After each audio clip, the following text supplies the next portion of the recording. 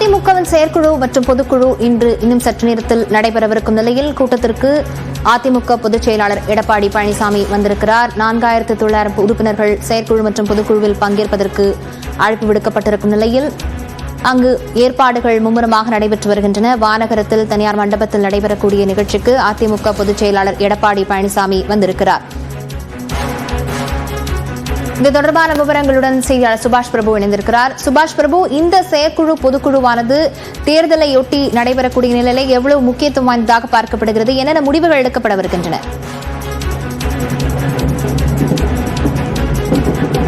இன்னைக்கு இந்த பொதுக்குழு கூட்டம் இன்னும் சில நிமிடங்கள்ல தொடங்க போகிறது. அதிமுக பொதுச் செயலாளர் வந்துவிட்டார் மண்டபத்திற்கு. வழிநடுகிலும் அவருக்கு பல இடங்கள்ல உற்சாக வரவேற்பு கொடுத்திருக்கிறாங்க.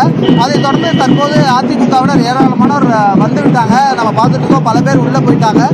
யார் யாருக்கெல்லாம் அனுமதி கொடுத்திருக்கிறாங்க, யார் யார்கிட்டலாம் லெட்டர் இருக்கோ அவங்க மட்டும்தான் உள்ள அனுமதின்றத சொல்லியிருக்கிறாங்க. அப்படின்னா லெட்டர் இல்லாதவங்க வெளியே தான் நிற்கணும்.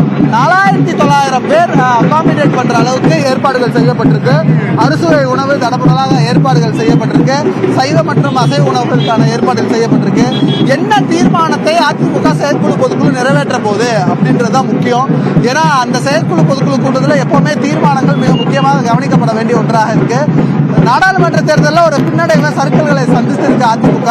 அதுல இருந்து மீண்டும் 2026 தேர்தலுக்கு தயாராகும் வகையில தற்போது வர வேண்டும் என்பதற்காக பணிகளை மிக தீவிரமாக ஈடுபட்டு வர்றாங்க. ஏராளமானோர் தொடர்ச்சியா வந்துட்டு இருக்காங்க. ஏன்னா 4900 பேர் அகாமடேட் பண்ணி உள்ள வரணும். அவங்க எல்லாருமே லெட்டர் இருக்கிறவங்களுக்கு மட்டும்தான் அனுமதி அப்படின்றதுனால அவங்க எல்லாருமே முன்கூட்டியே பலர் வந்திருக்கிறாங்க. ஒரு சில பேர் இன்னும் வந்துட்டு இருக்கிறாங்க. வெகு சில நிமிடங்கள்ல அதிமுக பொதுச் செயலாளர் வரும்பொழுது அவருக்கு மலர் தூவி வரவேற்பதையும் காட்சிகளாக பார்க்க முடிந்தது. சற்று நிமிடங்கள்ல இந்த அதிமுக செயற்குழு பொதுக்குழு கூட இருக்கு.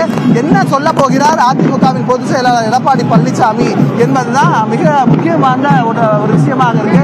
நம்ம பார்க்கலாம், ஒரு சில பேர் தடுப்புகளை செவர்ல ஏறி போறதையும் நம்மளால பார்க்க முடியுது. இந்த பொதுக்குழு செயற்குழு கூட்டத்துக்கு அனுமதி இல்லாதவங்க செவர் ஏறி குறிக்கிறதையும் நம்மளால காட்சிகளாக பார்க்க முடிகிறது.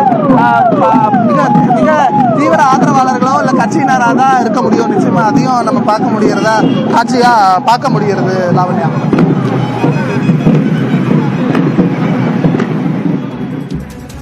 இன்னும் சற்று நேரத்தில் அதிமுகவின் செயற்குழு பொதுக்குழு நடைபெறவிருக்கிறது. அதற்காக அதிமுகவின் பொதுச் செயலாளர் எடப்பாடி பழனிசாமி வானகரத்துக்கு வந்திருக்கிறார்.